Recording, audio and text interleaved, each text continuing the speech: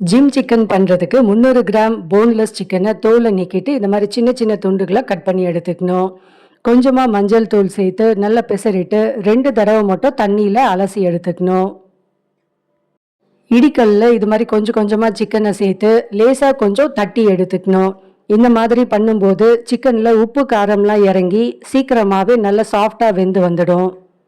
எல்லா சிக்கனையும் தட்டி எடுத்தாச்சு. இப்போ இதில் 2 சிட்டிகை மஞ்சள் தூள், அரை ஸ்பூன் தூள் உப்பு, 1 ஸ்பூன் மிளகாய் தனியா 2 சேர்த்து அரைச்ச தூள், அரை ஸ்பூன் சிக்கன் மசாலா தூள். இன்றைக்கி நான் தந்தூரி சிக்கன் மசாலா தூள் சேர்த்துருக்கேன்.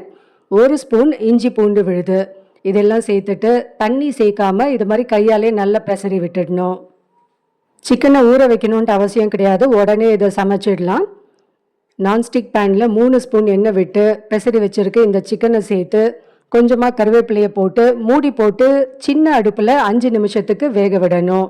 சின்ன அடுப்பில் சமைச்சாதான் சிக்கன் நல்லா வெந்து வரும்.